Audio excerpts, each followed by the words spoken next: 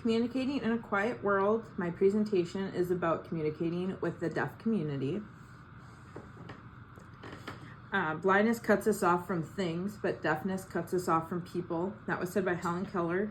So in my presentation, we'll go over how the deaf community has had to create means of communication through creative ways, how their life looks in America, and notable accomplishments from those that are deaf.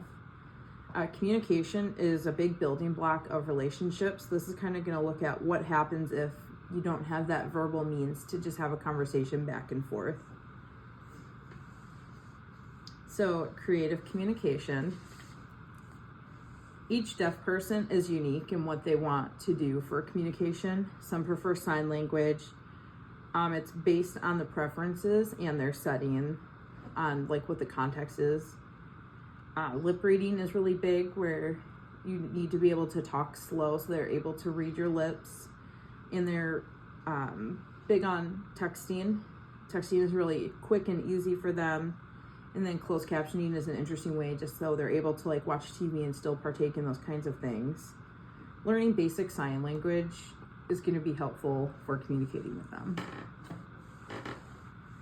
So having respectful communication with someone that is deaf, when you're trying to get their attention, to wave or tap their shoulder is going to be the best way to get their attention. Don't try to spook them. Don't jump up on them. Just respectfully tap or wave if they're able to see you. You really want to limit your distractions. You don't want to be looking around. You don't want to be on your phone. If you're talking to a deaf person, you want to look at them, maintain eye contact, and have body language that expresses what you're trying to say, because all those things together are really going to help convey the conversation you're having with the deaf person. Their life in America. So sign language came from France. They set up these schools in France to teach deaf people how to communicate with each other. Then once children would graduate, they would go and start another school themselves and continue adding on schools. So then in 1817, the American School for Deaf was established, and the states, because of the children learning and then going to their homes and starting their own schools, they were able to spread through the states. Gallaudet University was founded in 1864, and that was the first deaf university. And then in 1975, All Handicapped Children's Act is what established the IEP system in the education. And that act provides accommodations for deaf and disabled children in schools to be able to learn and just have the accommodations they need for that.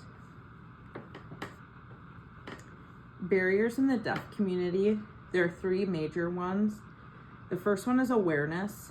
There are over 11 million people in America who are deaf, and their community is still not very understood, which creates number two, which is the attitudes. Since people don't understand their struggles and things that they deal with, especially in the world of communication and just trying to be in society, there's a lack of empathy for deaf people. And then another major hurdle is access. Deaf children are delayed in developing their language, and because parents are unaware of kind of like what the signs are, if they are both hearing, that they are delayed in getting their children the services they need to learn sign language at an early age, so they are delayed. And then poverty in rural areas that have deaf individuals really struggle with getting access to communication devices. And then this was a cool video that I found for just kind of how technology has helped the deaf community. It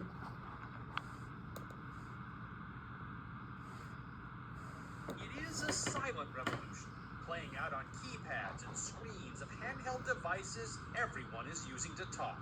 For the first time, a generation of deaf people are communicating with the world on their own terms. Texting is more than just a convenience, it is a lifeline at a place like the Alabama School for the Deaf. with texting, it's much easier to communicate with hearing friends and my hearing neighbor, as well as my family too. Here, handheld devices that let people text are common. A nearby store selling phones, a popular place. Face to face, deaf people say they still prefer signing.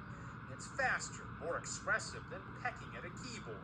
But for everyday tasks, texting usually triumphs.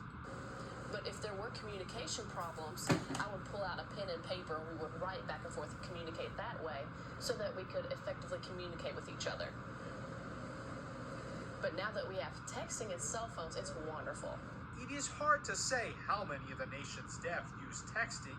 There are 257 million devices in the U.S. that can handle data. Now, Congress may require that an array of communication services be more accessible to the deaf. Already, Apple is touting a two-way video feature on its iPhone for signing. New portals into the hearing world. Lee Powell, The Associated Press. Are you on? Good.